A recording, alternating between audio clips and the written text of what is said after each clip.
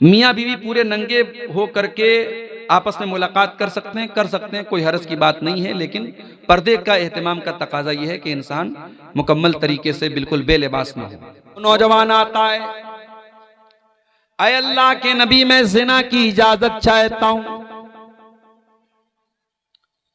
अल्लाह के नबी ने कोई गुस्सा नहीं जाहिर किया। गौर करना, नबी का दौर है, सहाबा का दौर है, खुलेआम वो नौजवान आता और जिना की इजाजत मांग रहा है। अल्लाह के नबी अपने करीब उसको बुलाते हैं और एक ही सवाल पूछते हैं, तो हिब्बुहु li उम्मिका, ये बताओ कि क्या तुम ये पसंद करोगे कि तुम्हारी मां के साथ ये हरकत की जाए? नौजवान कहता है, ऐ अल्लाह के नबी मेरी जान आपके ऊपर कुर्बान, मेरे माँ बाप आपके ऊपर कुर्बान, मैं क्या कोई भी अपनी माँ के लिए ये काम पसंद नहीं करेगा? आपने पूछा तो हिब्बुहु li उख्ती का, क्या तुम ये पसंद करोगे तुम्हारी बहन के साथ ये हरकत की जाए? ऐ अल्लाह के नबी मेरी जान आपके ऊपर कुर्बान हो, मैं क्या कोई भी अपनी बहन के लिए पसंद नहीं करेगा? आपने माँ का नाम लिया, आपने बहन का नाम लिया, आपने बेटी का नाम लिया, आपने फूफी का नाम लिया, आपने खाला का नाम लिया, और इन सारे रिश्तों का नाम लेने के बाद आपने फरमाया कि ऐ नौजवान, जब तू ये नहीं चाहता है कि तेरी माँ के साथ ये हरकत हो, तेरी बेटी के साथ ये हरकत हो, तेरी बहन के साथ ये हरकत हो, तेरी फूफी के साथ ये हरकत हो, तेरी खाला के साथ ये हरकत हो, तो वलन्नासु युहिब्बूनहु, लोग भी नहीं पसंद करते। तुम ज़िना करोगे तो किसी न किसी की बहन होगी, किसी न किसी की बेटी होगी, किसी न किसी की खाला होगी, किसी न किसी की फूफी होगी। फिर अल्लाह के नबी ने बड़े प्यार से उस नौजवान के दिल पर, सीने पर हाथ रखा और दुआ की, अल्लाहुम्मा ग़फ़िर ज़ंबहु व तहिर क़ल्बहु व हस्सिन फ़र्जहु। ऐ अल्लाह इस नौजवान के गुनाहों को तू बख्श दे, ऐ अल्लाह इसके दिल को पाक कर दे, ऐ अल्लाह इसकी शर्मगाह की हिफाजत फरमा दे। मुस्नद अहमद की सही रिवायत है, वो नौजवान वहां से चला जाता है और उस दिन के बाद से उस नौजवान के दिल में बुराई का ख्याल तक भी नहीं आता है। मेरे प्यारे साथियों, समाज को अगर गंदगी से बचाना है, समाज को ज़िनाकारी से बचाना है, तो ये सोच भी अपने अंदर डेवलप करनी पड़ेगी कि आज अगर हम किसी की बहन बेटी के साथ ये काम करेंगे तो कोई हमारे घर की दहलीज तक भी आएगा। इसीलिए अल्लाह जब कुरान में ज़िना का जिक्र करता है, फरमाता है वला तक़रबुज़्ज़िना, ऐ मेरे बंदो तुम ज़िना के करीब भी न जाना, इन्नहु काना फ़ाहिशतन व साअ सबीला, इसलिए कि ये बहुत गंदा काम और बहुत बुरा रास्ता है। अल्लाह ने ज़िना को रास्ता कहा है। उलमा ने लिखा है इस आयत की तफसीर में कि अल्लाह ने ज़िना को रास्ता इसीलिए कहा है कि रास्ते में कमिंग एंड गोइंग दोनों होता है, आवागमन होता है, आना और जाना दोनों होता है। अगर आप ज़िना के रास्ते पे चल के कहीं जा रहे हैं तो सेम उसी रूट पर से कोई आएगा भी। इसीलिए इंसान को ज़िना कारी और बदकारी का जब ख्याल आए तो ये चीज़ भी ज़रूर अपने दिल में सोचनी चाहिए। मैं यहाँ जब इस गाँव में आया, मदरसे के ऑफिस में जब मैं पहुंचा तो वहां कैमरा लगा हुआ था। मैंने प्रिंसिपल साहब से पूछा, सरी साहब से पूछा कि भाई ये कैमरा लगा है? तो उन्होंने कहा कि हाँ। इतना पिछड़ा इलाका और गांव है मगर माशाअल्लाह टेक्नोलॉजी अच्छी है, वाईफाई भी लगा हुआ है, कैमरा भी लगा हुआ है। अब आप पूछिए कैमरा क्यों लगा है ऑफिस में या मदरसे में, कैमरा क्यों लगा है? तो जाहिर है कि हमारे पास एक ही जवाब है, ये कैमरा सिक्योरिटी के लिए लगा है। ये कैमरा इस बात के लिए लगा है कि कहीं कोई अपराधी अपराध करने के पहले सोच ले कैमरे में रिकॉर्ड हो रहा है, और कैमरा लगने के बाद वाकई में अपराध कम हो जाता है और जुर्म करने वाला मुजरिम वो डर जाता है कि नहीं साहब हमारा कैमरा सब रिकॉर्ड कर। अब तो माशाअल्लाह कैमरे सब वाईफाई से जुड़े हैं। आप पलसा के रहने वाले हैं, आप दिल्ली में रहें, मुंबई में रहें, दुनिया के किसी कोने में चले जाएं, वाईफाई से आप अपने मोबाइल पर आप अगर वाईफाई लगा है कैमरे में तो आप नेट से पूरी दुनिया में। अभी हमारे एक दोस्त उम्रा करने के बनारस के, अपने मकान को वो खाली करके गए तो मकान में वो कैमरा लगा के गए हैं और घर में वाईफाई है। तो बता रहे मक्के और मदीने से हम नजर रख रहे कि हमारे घर में कौन आ रहा है कौन जा रहा है। तो मेरे प्यारे साथियों, ये कैमरा आज इंसान को अपराध से बचा रहा है। अगर दुनिया में इंसान का बनाया हुआ कैमरा अपराध से बचा सकता है तो अल्लाह ताला का कैमरा क्यों नहीं बचा सकता? दुनिया का कैमरा तो वाईफाई का मोहताज है, अल्लाह का कैमरा तो वाईफाई का मोहताज भी नहीं है। अल्लाह का कैमरा तो कभी खराब होने वाला भी नहीं है। मा यल्फिज़ु मिन क़ौलिन इल्ला लदैहि रक़ीबुन अतीद। अल्लाह का कैमरा तो जबान से निकलने वाले एक एक लफ्ज को रिकॉर्ड कर रहा है। इन्नहु अलीमुम बिज़ातिस सुदूर। अल्लाह का कैमरा तो दिल के अंदर चलने वाले ख्यालात को भी रिकॉर्ड कर रहा है। व इन्ना अलैकुम लहाफिज़ीन किरामन कातिबीन। अल्लाह की रिकॉर्डिंग करने वाले फरिश्ते सब कुछ रिकॉर्ड कर रहे हैं और जो कुछ हम कर रहे हैं वो सब रिकॉर्ड कर रहे हैं और कयामत के दिन वो रिकॉर्डिंग हमारे सामने पेश करेंगे। दुनिया का कैमरा फेल भी हो सकता है, खराब भी हो सकता है, उसके अंदर की जो फाइल है वो डिलीट भी हो सकती है, मगर अल्लाह ताला का कैमरा तो ऐसा है। मछली के पेट में यूनुस अलैहिस्सलाम है, मछली के पेट का अंधेरा है, समंदर का अंधेरा है, रात का अंधेरा है, तीन अंधेरों में यूनुस अलैहिस्सलाम है। दुनिया के किसी नेटवर्क की कवरेज नहीं है, दुनिया का कोई नेटवर्क वहां नहीं पहुंच सकता है। फनादा फिज़्ज़ुलुमात। मेरे अल्लाह की कुदरत तो देखो मेरे भाइयों, मेरे अल्लाह का पावर तो देखो। जब यूनुस अलैहिस्सलाम ने मछली के पेट में अल्लाह को पुकारा, तीन अंधेरों में अल्लाह को पुकारा और क्या पुकारा? ला इलाहा इल्ला अंता सुब्हानका इन्नी कुन्तु मिनज़ ज़ालिमीन। अय अल्लाह तेरे सिवा मेरा कोई सहारा नहीं है, अय अल्लाह तू पाक है, मैं जालिम हूँ। मछली के पेट में यूनुस अलैहिस्सलाम ने दुआ की, अल्लाह ने वहां पर भी उनकी दुआ को सुन लिया। जहां कोई कवरेज ना हो वहां अल्लाह का कवरेज है। नबी के दौर में एक औरत ने, उसके शौहर ने ज़िहार कर लिया। औरत का नाम खौला बिन्त सालबा था। शौहर ने ज़िहार कर लिया। अरब में दस्तूर था, जब शौहर बहुत गुस्से में होता था बीवी के ऊपर तो कह देता था अंते कज़ार उम्मी अलैया, तू मेरे लिए वैसी ही है जैसे मेरी माँ की पीठ है। इसीलिए उलमा कहते हैं कि औरत अगर आपके निकाह में है, बीवी अगर है, तो बीवी को प्यार मोहब्बत में आप बाबू बोल दें, सोना बोल दें, जानू बोल दें, मगर बाज लोग बीवी को बेटा बोल देते हैं, नहीं बोलना चाहिए। या बाज लोग बीवी को मारे गुस्से, अरे मेरी माँ, ऐसा बोल देते, नहीं बोलना चाहिए। हालांकि बोलने से तलाक नहीं हो जाएगी, उस नीयत से आपने नहीं बोला है, मगर ये अल्फाज भी इस्तेमाल नहीं करने चाहिए। अरब में क्या होता था, लोग अपनी बीवी को गुस्से में कह देते तो तू मेरी माँ की पीठ की तरह है, तो वो बीवी हराम हो जाती थी। दौरे जाहिलियत में यही कानून था कि अगर शौहर बीवी से ज़िहार कर लेगा तो बीवी हमेशा के लिए हराम। खौला बिन्ते सालबा कई बच्चों की मां थी, बूढ़ी हो चुकी थी, 40-50 साल उनकी उम्र हो चुकी थी। उनके शौहर ने उनसे ज़िहार कर लिया। शौहर शर्मिंदा हुए, सहाबा से जाकर के फतवा मांगा। सहाबा ने कहा हमें जहां तक मालूम है आपने ज़िहार कर लिया, बीवी आपके ऊपर हराम हो गई।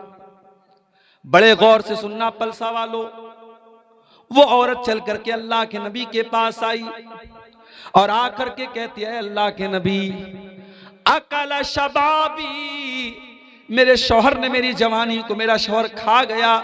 मैं निकाह करके आई थी, जवान थी, आज अधेड़ हो चुकी हूँ, 50 साल मेरी उम्र हो चुकी है। अय अल्लाह के नबी, जवानी तो मेरी खा गया और आज बुढ़ापे में मुझसे ज़िहार कर लिया है, मैं छोटे छोटे बच्चों को लेकर के कहाँ जाऊंगी। अय अल्लाह के नबी, मेरे मायके में भी कोई नहीं है, मेरा कोई भाई बहन भी नहीं है, मैं कहाँ जाऊंगी, किसके दर पे जाऊंगी। नबी अकरम ने फरमाया, अय खौला बिन्ते सालबा, अगर तुम्हारे शौहर ने तुमसे ज़िहार कर लिया है तो मेरे पास तुम्हारा कोई सॉल्यूशन नहीं है, तुम अपने शौहर के ऊपर हराम हो चुकी हो। इतना कह करके वो औरत रोने लगी और अल्लाह के नबी ने इतना कह करके दरवाजा बंद कर लिया। हो लोगों, तुमने तो नारे लगा के रखे हैं कि हम तो रसूल के दरबार से जाके हर चीज ले लेंगे, यहां तो रसूल ने भी अपना दरवाजा बंद कर लिया है। वो औरत रोती हुई घर आती है और आकर के वजू करती है, मुसल्ला बिछाती है और अल्लाह की बारगाह में सजदे में गिर जाती है और कहती है अल्लाह मेरा सजदे से, तेरी बारगाह में ये सजदे से सर तब तक न उठेगा जब तक तू मेरे बारे में कुरान की कोई आयत नाजिल न कर देगा, जब तक मेरे बारे में शरीयत का कोई हुक्म नाजिल न कर देगा। आए अल्लाह मैं तेरी दुखियारी बंदी कहाँ जाऊंगी? आज तेरे नबी ने भी अपना दरवाजा बंद कर लिया है, तेरे नबी से मैंने झगड़ा किया, बहस किया, मगर उन्होंने भी कोई सुनवाई नहीं की और उन्होंने भी कह दिया कि मैं अपने शौहर के ऊपर हराम हो चुकी हूं। ऐ अल्लाह अब तू ही कोई रास्ता निकाल दे। ये कह करके खौला बिनते सलबा अल्लाह की बारगाह में सजदा करके रोने लगती है। दुआ का बड़ा बेहतरीन जो उसकी जगह है वो सजदा है। अगर आपको कोई दुआ अल्लाह से करनी है, कोई चीज मांगनी है, जिनके घर में औलाद नहीं है उनको तरीका बता रहा हूं, जो नौकरी के लिए परेशान है उनको तरीका बता रहा हूं, जो रोजगार के लिए परेशान है उनको तरीका बता रहा हूं। रात के आखिरी पहर में उठो, जिस पहर में दुनिया सो रही हो, ये टाइम अल्लाह को मनाने का टाइम है। ये वो टाइम है जब अल्लाह खुद आसमान दुनिया पर नाजिल होता है और कहता है मेरे बंदो मुझसे मांगो मैं तुम्हें दूंगा। ये जो रात का आखिरी पहर है, फजर के 2 घंटा 1.5 घंटा पहले का जो टाइम है, ये बड़ा प्यारा टाइम है और यही वो टाइम है ततजाफा जुनूबुहुम अनिल मजाज यदऊन रब्बहुम खौफन व तमा। अल्लाह के नेक बंदे उसी टाइम बिस्तर से अलग होकर के अल्लाह को पुकारते रहते हैं, यदऊन रब्बहुम खौफन व तमा, वो अल्लाह के अजाब से डरते भी हैं और अल्लाह से रहमत की उम्मीद भी लगाते हैं। ओ औलाद से महरूम जोड़ो, ओ रोजी रोटी से परेशान लोगो, ओ कारोबार से परेशान लोगो, रात में उठा करो, तहज्जुद पढ़ा करो और तहज्जुद के सजदे में गिर करके अल्लाह से अपना सवाल करो, अल्लाह से मांगो तुम्हें जो मांगना है। खौला बिनते सलबा अल्लाह से दुआ करती हैं और अल्लाह कुरान की आयत नाजिल कर देता है, क़द समिअल्लाहु क़ौलल्लती तुजादिलुका फ़ी ज़ौजिहा व तश्तकी इलल्लाह। ऐ मेरे नबी, अल्लाह ताला ने उस औरत की फरियाद को सुन लिया जो आपसे आकर के झगड़ा कर रही थी। तश्तकी इलल्लाह, आपसे झगड़ा कर रही थी और अल्लाह से शिकवा कर रही थी। वल्लाहु यस्मउ तहावुरकुमा, और ऐ नबी जब आप उस औरत से बातचीत कर रहे थे, अल्लाह ताला आपकी और उस औरत की बातचीत को सुन रहा था। हजरत आयशा कुरान की आयत के नाजिल होने के बाद कहती हैं, बड़ी पाक है वो ज़ात जो अर्श के ऊपर मुस्तवी है, जो 7वां आसमान के ऊपर अर्श पर उसकी ज़ात है, लेकिन वो अर्श वाली ज़ात अपनी बंदी की बातचीत को सुन रही थी। अल्लाह ताला अपनी उस बंदी की बातचीत को सुन रहा था, जबकि मैं व अना फी नाहियतिल बैत, मैं उसी घर के कोने में थी, मैं उस औरत की बात नहीं सुन पाई, मगर नबी से उस औरत ने जो बातचीत की वो अल्लाह ताला ने सुन ली।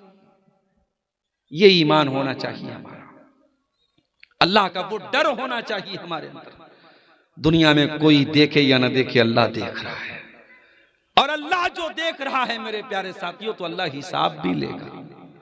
फमन यामल मिस्काल ज़र्रतिन खैरन यरा, जर्रा बराबर तुम कोई नेकी करोगे वो भी सामने देख लोगे। वमन यामल मिस्काल ज़र्रतिन शर्रन यरा, और जर्रा बराबर तुम कोई गुनाह करोगे वो भी तुम अपने सामने देख लोगे। अल्लाह के तराजू पर सबको तौला जाएगा।